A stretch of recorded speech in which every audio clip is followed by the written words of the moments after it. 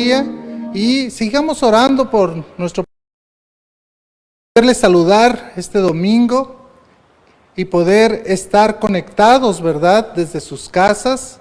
Gracias a Dios por la tecnología y sigamos orando por nuestro país, hermanos, para que el Señor pueda seguir obrando de una manera poderosa, dando sanidad en los cuerpos de las personas que están enfermas por este virus.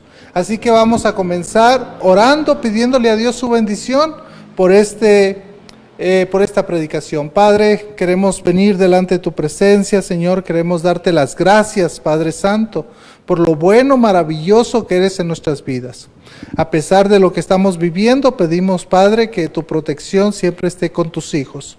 Señor, hoy queremos acercarnos a tu palabra, queremos estudiarla y queremos, Señor, seguir con el tema de la semana pasada sobre la raíz de la palabra de Dios, pero ahora esa raíz de la palabra de Dios inspirada. Así que, Señor, ayúdanos con este tema, por favor, y que sea de aliento, de ánimo. También, Señor, que sea de fundamento sólido para la vida de mis queridos hermanos. Por Jesucristo oramos. Amén y amén. ¿Sabe? Siempre se ha hablado de la palabra de Dios inspirada. Desde que las herejías empezaron a infiltrarse en la iglesia, era necesario determinar qué libros pasaban los cánones para ser considerados inspirados. Y de ahí entonces poder nosotros tener el día de hoy la palabra de Dios inspirada. ¿Qué es la inspiración de la Biblia? A lo mejor usted se estará preguntando en este momento. Sabe que el doctor Núñez, don Emilio Antonio Núñez, cuando nos dio la clase, él decía la siguiente definición. Escúchela bien. Él hablaba es aquella capacidad que poseen los libros canónicos, esto es muy importante, de la Biblia, como resultado de la obra por el cual el Espíritu Santo dirigió y gobernó a los escritores humanos sin anular la personalidad de ellos, para consignar sin error la revelación divina en las palabras de los manuscritos originales. Aquí hay cosas muy interesantes que se habla de la inspiración, ¿verdad? Esa capacidad que poseen estos 66 libros de la Biblia. Pero también está la obra del Espíritu Santo, que dice que gobernó y dirigió a los escritores humanos, escuche bien, escritores humanos, sin anular la personalidad de cada uno de ellos, porque cada uno de ellos tenía una forma peculiar para poder escribir. Y el resultado es consignar sin error la revelación divina en las palabras de los manuscritos originales. Eso es lo que es la inspiración. Ahora, ¿sabe que a lo largo de la historia han habido ciertas teorías de la inspiración? Por ejemplo, le voy a poner unos casos sencillos y rápidos para entender. La inspiración natural. ¿Qué es lo que nos dice la inspiración natural? Que la Biblia fue inspirada en el sentido de haber sido escrito por hombres que eran grandes genios. No puede ser que la inspiración natural sea así. ¿Por qué? Porque tiene problemas esto que acabo de leer. ¿Sabe? El problema es que otros libros, como el Corán o cualquier otro libro inspirado, ¿verdad?, por la mente humana, podríamos decir que también eran inspirados por Dios, y eso no es cierto. Por ejemplo, la inspiración mística, esta es otra teoría. Esta decía que los escritores de la Biblia estaban llenos del Espíritu Santo, así como pueden estarlo llenos creyentes en la actualidad.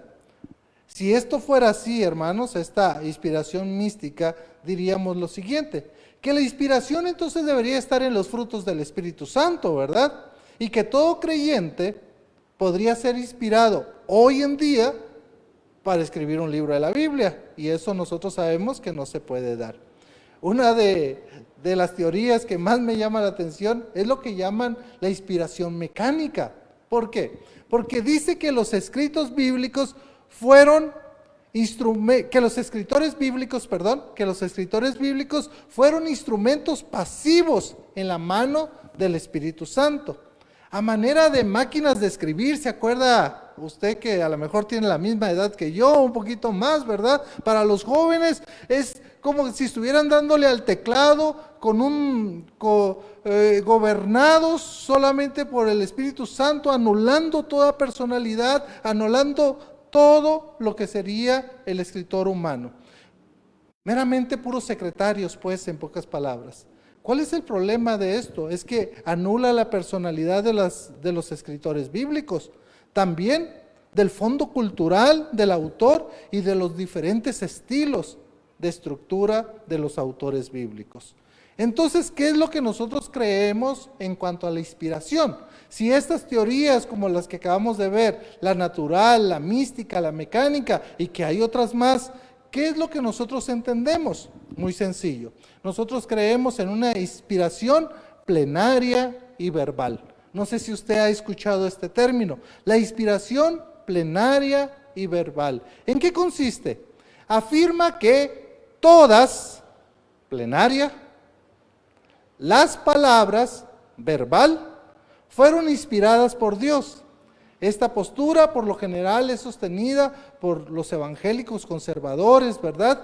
De hablar de una inspiración plenaria y verbal. Plenaria, todas. Verbal, palabras. Entonces, todas las palabras que están escritas en la Escritura fueron inspiradas por el Espíritu Santo. Como podemos escuchar, ¿verdad? La inspiración de la Escritura ha tratado de explicar a lo largo de la historia, pero han salido algunas teorías, como hemos visto, unas absurdas, otras un poquito más adecuadas, ¿verdad? Pero bueno, es por eso que el día de hoy estaremos estudiando el tema de la raíz de la palabra de Dios inspirada. Para desarrollar el tema, estaremos viendo dos verdades en cuanto a la inspiración de la Biblia. Dos verdades en cuanto a la inspiración de la Biblia. La primera verdad es, escuche bien, la primera verdad tiene que ver con que Dios inspira su palabra guiando a instrumentos humanos. Dios inspira su palabra guiando a instrumentos humanos. Vaya conmigo, por favor, a la segunda carta del apóstol Pedro, ahí en el capítulo 1, el versículo 20 y el versículo 21. Aunque podríamos ir un poquito más atrás, ¿verdad? Porque es bien curioso, si usted va desde el verso 16, ahí va a hablar Pedro de que él fue un testigo presencial de la gloria de Dios. Y está escribiendo su experiencia de la transfiguración del Señor Jesús cuando Él estuvo presente, y es ahí donde va a hablar de la palabra profética. Dice la Escritura, el verso 17, pero cuando Él recibió de Dios Padre honra y gloria, y le fue enviada desde la magnífica gloria una voz que decía, este es mi Hijo amado en el cual tengo complacencia. Y nosotros, escuche bien, y nosotros oímos esta voz enviada del cielo cuando estábamos con Él en el Monte Santo. Escuche, tenemos también la palabra profética más segura, a la cual hacéis bien estar atentos como una antorcha que alumbra un lugar oscuro, hasta que el día esclarezca y el lucero de la mañana salga en vuestros corazones. Hoy sí, versículo 20. Entendiendo primero esto, que ninguna profecía de la Escritura es de interpretación privada. No. La Escritura no nos da la manera de que haya ciertas personas, ciertos expertos o cierta iglesia solamente que tiene la interpretación correcta, ¿verdad? Escuche bien, porque nunca la profecía fue traída por voluntad humana, sino que los santos hombres de Dios hablaron siendo inspirados por el Espíritu Santo. Esto me llama la atención, este versículo 21. ¿Por qué? Porque en el verso 21 encontramos dos cosas interesantes. La primera, que la inspiración es obra divina y no es obra humana, porque nunca la profecía fue traída por voluntad humana, sino que los santos hombres de Dios. O sea, la obra es de Dios. Dios es el primer interesado en que su palabra sea una palabra inspirada. Dios es el que da la profecía, Dios es el que da la palabra. Entonces esto es muy importante. Y lo segundo es que la inspiración contiene una metodología, escuche bien. Dice que estos santos hombres de Dios hablaron siendo inspirados por el Espíritu Santo. La palabra inspirados aquí es la idea de un timón que controla un barco. La idea es cómo ese timón puede ser controlado, cómo ese barco puede ser controlado, mejor dicho, por ese timón, ¿verdad? La idea entonces es que cuando Dios inspira, dice aquí, que los hombres de Dios, siendo inspirados por el Espíritu Santo, fueron controlados, fueron llevados para consignar en las Escrituras, en los manuscritos originales, lo que el Espíritu Santo quería que ellos pusieran. Obviamente, como habíamos dicho, sin anular la personalidad de cada uno de ellos. Ahora, pongamos atención en esta palabra, siendo inspirados, siendo llevados, siendo controlados. Estas personas se dejaron controlar por el Espíritu Santo. Y yo creo que aquí aprendemos nosotros muchas cosas, ¿verdad? ¿Cómo se deja controlar usted por el Espíritu Santo? Estos hombres, Pedro, Pablo, Juan, todos estos hombres determinaron una cosa: dejar que el Espíritu Santo controlara sus vidas, controlara aún lo que ellos tenían que escribir. Por eso estos escritos están bajo la supervisión del Espíritu Santo. Fueron llevados, controlados. Yo creo que esto es hermoso, hermanos. ¿Por qué? Porque no solamente es sabiduría humana, sino que el Santo Espíritu de Dios estaba controlando, estaba llevando a estos grandes escritores de la palabra de Dios. Ahora, esa es la primera verdad, que Dios inspira su palabra guiando instrumentos humanos, guiando a instrumentos humanos, instrumentos que a lo mejor nadie daba un centavo por ellos, que a lo mejor, dice el libro de Hechos, que cuando veían a Pedro, ¿verdad?, decían: ¿y este tipo qué? Si este tipo no es ni culto, este tipo no ha estudiado a los pies, como lo haría Pablo, ¿verdad?, a los pies de Gamaliel. Cuando dice la Escritura que Pedro era del vulgo, no quiere decir que era corriente o que era iletrado. No, lo que quiere decir es que un niño estudiaba hasta cierta edad.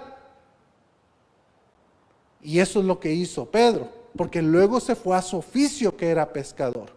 Pero aún estos hombres, que a lo mejor nadie daba un peso por ellos. Usted dirá: pero yo sí daría un peso por el apóstol Pablo, ¿verdad? Si vemos sus credenciales, hebreos de hebreos, en cuanto a la ley, fariseo, que estudió a los pies de Gamaliel. Pues aún Pablo, escuche bien, con toda la sabiduría que Dios le había dado, porque luego el apóstol Pedro va a hablar de Pablo, ¿verdad? Y va a decir que aún los escritos de Pablo son difíciles de entender. Dice versículo 15 de capítulo 3 de segunda de Pedro: y tened entendido que la paciencia de nuestro Señor es para salvación, como también nuestro amado hermano Pablo, según la sabiduría que le ha sido dada, os ha escrito, casi en todas sus epístolas, hablando de ella en estas cosas, entre las cuales hay algunas difíciles de entender, las cuales, escuche bien, los indoctos y inconstantes tuercen, como también las otras escrituras, para su propia perdición. O sea, el apóstol Pedro está diciendo: reconozco la labor de Pablo, ¿verdad? La reconozco su labor. Pero eso no quiere decir, escuche bien, eso no quiere decir que aunque Pedro estuviera reconociendo la labor de Pablo, el Espíritu Santo estuviera fuera en todos los escritos. No. También el Espíritu Santo controló al apóstol Pablo para que consignara, para que escribiera sin error en los manuscritos originales, como leíamos la definición del doctor Emilio Antonio Núñez, ¿verdad?, que nos dejaba al inicio. Ahora, veamos entonces la segunda verdad. Si ya vimos la primera verdad, veamos la segunda verdad. La segunda verdad está en la carta de Pablo a Timoteo. Y la segunda verdad es la siguiente: que Dios inspira su palabra, facilitando utilidad para nuestra vida diaria. O sea, Dios va a inspirar su palabra con un propósito de utilidad para nuestra vida. Por eso Él va a facultar esa utilidad para nuestra vida diaria. Vaya conmigo, por favor, a 2 de Timoteo, capítulo 3, del 16 al 17, que es los pasajes que nosotros no sabemos. Pero hoy quiero hacer algo un poquito diferente. Quiero ir desde un poquito más arriba. Quiero ir desde el verso 14 y 15, porque siempre que leemos el 16 y el 17, lo hacemos aislado al versículo 14 y 15. Y para mí son muy importantes para lo que quiero decir en esta mañana. Escuche bien lo que dice. Versículo 14, 2 de Timoteo 3, 14. Dice, pero persiste tú en lo que has aprendido. Me encanta esto, ¿verdad? Tú, Timoteo, persiste en lo que has aprendido y te persuadiste, sabiendo de quién has aprendido. Escuche. Y que desde la niñez has sabido las sagradas escrituras. ¿Desde qué? Desde la niñez, las cuales te pueden hacer sabio para la salvación por la fe que es en Cristo Jesús. Está hablando a Timoteo y le está diciendo, Timoteo, tú persiste, tú has aprendido, te persuadiste. Y aparte te recuerdo que desde la niñez has sabido las escrituras, gracias a tu mamá, ¿verdad? Gracias a tu abuela, que se lo va a reconocer en otros pasajes, las cuales estas escrituras te pueden hacer sabio para la salvación por la fe que es en Cristo Jesús. Y ahí, en este contexto, es que viene este pasaje hermoso. Dice, toda la escritura es inspirada por Dios.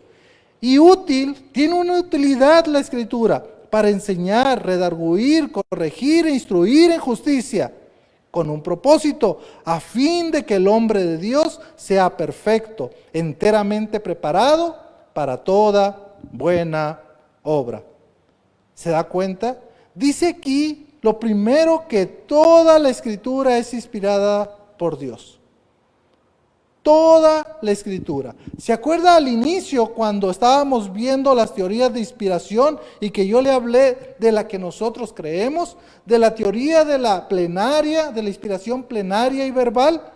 Y decíamos que plenaria era que todas, verbal, todas las palabras, plenaria, verbal, fueron inspiradas por Dios. Esta postura les había dicho que es sostenida por nosotros, ¿verdad? Y aquí es donde me hago la pregunta, ¿a qué se refiere toda? Bueno, en el tiempo del apóstol Pablo, cuando él está escribiendo esto, él está hablando de la escritura antiguo testamentaria, ¿verdad? Que se había escrito. Obviamente, los otros escritos apenas se estaban dando, los del Nuevo Testamento. Entonces debemos de entender a que toda la escritura, se está hablando toda la escritura antiguo testamentaria, pero también tendrá una vista futura hacia aquellos que se estarán escribiendo después, ¿verdad? Entonces, toda la escritura. Ahora, lo otro que me encanta es la palabra que utiliza aquí. Toda la escritura es inspirada por Dios. Y cuando uno ve el texto griego original, se da cuenta que no es la misma palabra que utilizamos en 2 de Pedro. ¿Se acuerda que en 2 de Pedro le dije que eran llevados, que eran controlados? Aquí es otra palabra diferente. Aquí pareciera ser que la palabra tiene que ver con soplar. Que el Espíritu Santo entonces lo que ahora hace es exhala, ¿sí? La palabra, la da a los escritores. Dice entonces la Escritura que toda la Escritura es dada por Dios, es soplada por Dios. ¿A quiénes? A los escritores humanos. Entonces tenemos dos palabras diferentes cuando hablamos de la inspiración. Llevados, controlados y el soplo de Dios, dada por Dios. Yo creo que eso me da confianza y le tiene que dar confianza a usted. Que lo que nosotros leemos, Dios, por medio de su Santo Espíritu, sopló, se la dio. Qué hermoso es poder saber eso. ¿Por qué? Porque el escritor Pablo nos va a decir entonces que esta palabra dada por Dios, dada por el Espíritu Santo, tiene una utilidad. Y lo primero que enseña ahí es que la utilidad es enseñar. ¿A qué se refiere cuando dice Pablo y es útil para enseñar? Se refiere a la instrucción que orienta sobre las doctrinas y la conducta. ¿Sabe que el apóstol Pablo siempre puso atención en estas dos cosas cuando él enseñaba la Escritura? Siempre comenzaba hablando sobre la base bíblica, la doctrina bíblica, para luego terminar en la conducta del creyente. Igual nosotros debemos de enseñar la palabra de Dios de esta manera. Debemos de enseñar el fundamento bíblico, como lo hacemos en cada predicación, para luego llevarlo a usted a la práctica, a la conducta. Entonces, ¿qué aprendo con esto, verdad? A eso se refiere cuando dice que es útil para enseñar. Pero no solamente para enseñar, sino también dice la Escritura que es para redarguir. La Escritura, escuche bien, puede reprochar nuestro estilo de vida si estamos viviendo de una manera incorrecta. Si estamos viviendo pues como lo estaban viviendo los falsos maestros en ese tiempo, si estamos viviendo de esa manera, la palabra de Dios entonces nos va a redarguir, va a reprochar mi estilo de vida, porque te va a decir, no es correcto lo que tú estás haciendo. La tercera utilidad de la palabra de Dios, dice la Escritura, y es útil para enseñar, para redarguir. Número 3, para corregir. La palabra corregir viene de la raíz recto. ¿Sabe? Este es un ministerio de la palabra de Dios.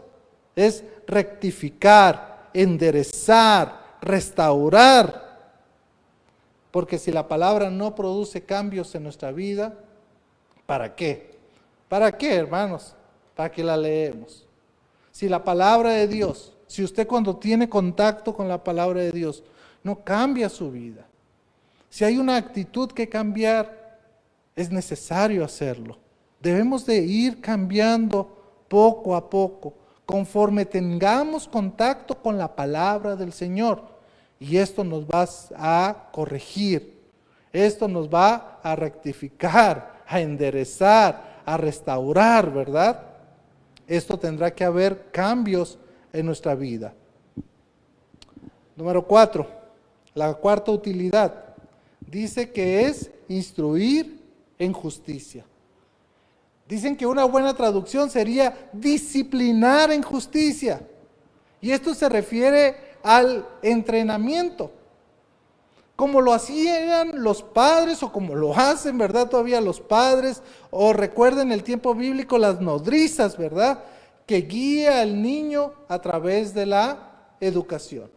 La idea de instruir en justicia tiene que ver con cómo vives tú como padre, cómo estás enseñando a tus hijos para que instruirlos en la justicia de Dios.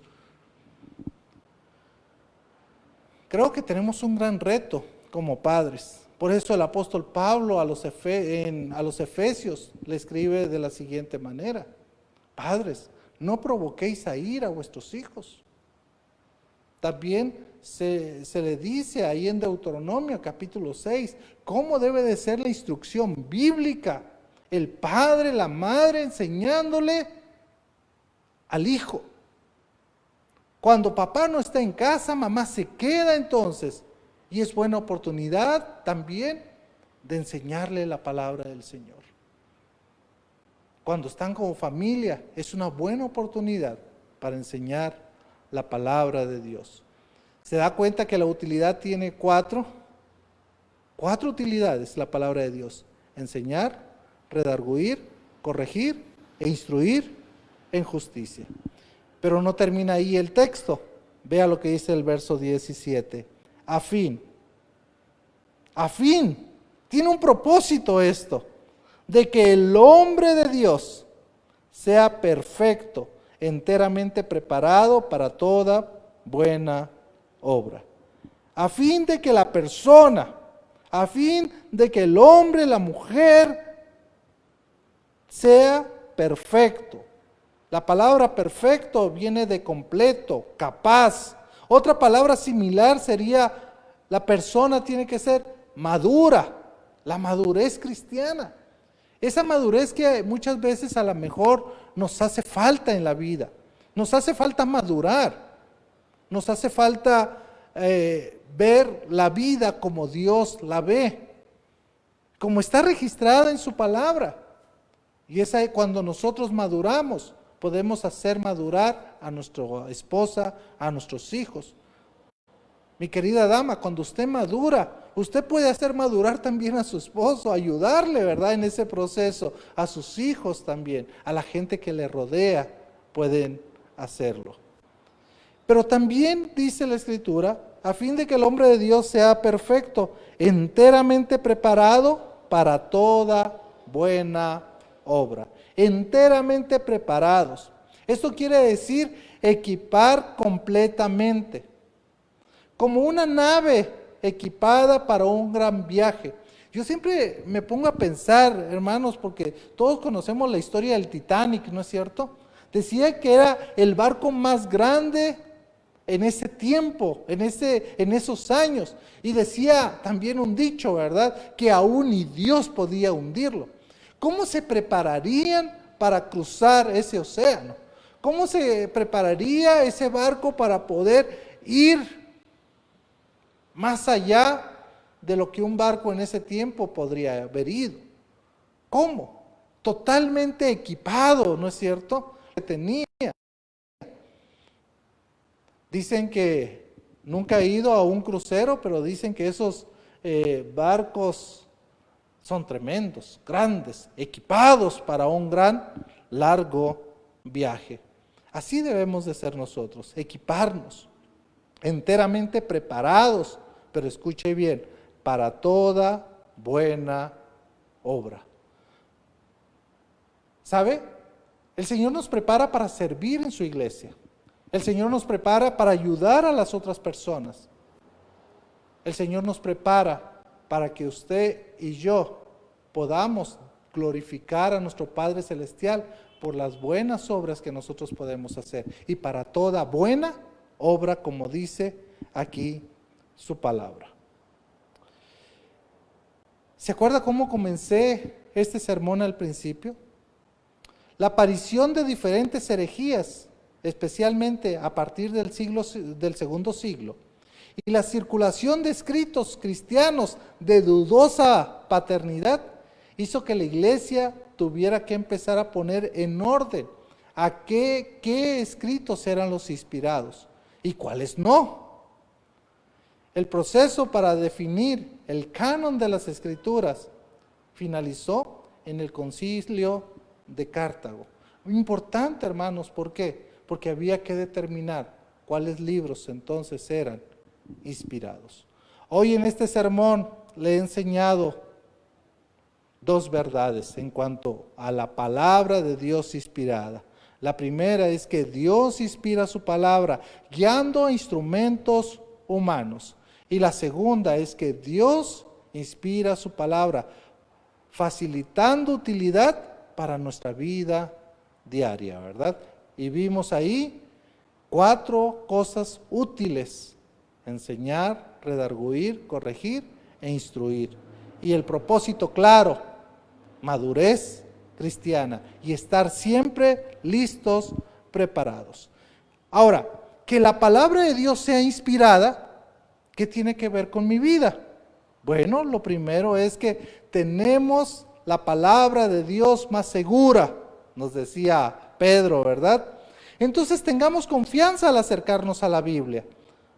porque están registradas las palabras que Dios quería dejarnos.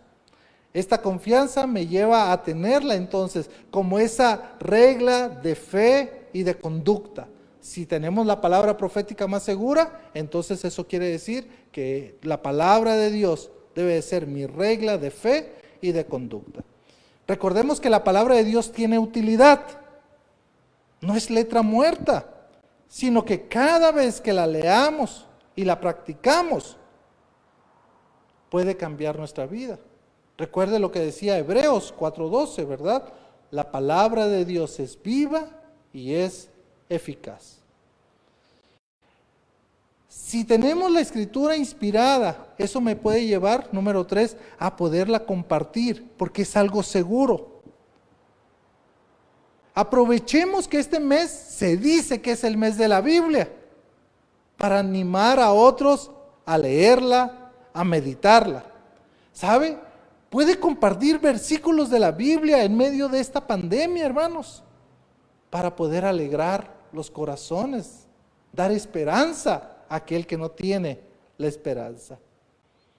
Y por último, la palabra de Dios tiene el propósito de hacer maduro al que la lee, poniendo en práctica los principios y los mandamientos que en ellos están prescritos. Si usted lee la Escritura, usted va a madurar en la fe de nuestro Dios. Padre, gracias por tu palabra. Gracias, Señor, que hoy hemos aprendido 2 verdades, Señor, en cuanto a la inspiración. Y gracias, Señor, porque vemos que utilizaste, Señor, a instrumentos humanos, pero tú los guiaste, Padre Santo. Gracias por eso, Señor. Gracias también, Señor, porque al inspirar tu palabra, facilitas una utilidad para nuestra vida diaria, Señor. Que tu palabra haga lo que tenga que hacer en nuestras vidas, así nos duela, Padre Santo. Que tu palabra nos pueda enseñar, nos pueda redarguir, nos pueda corregir y nos pueda instruir en justicia, Señor. Porque queremos llegar a la meta, madurez.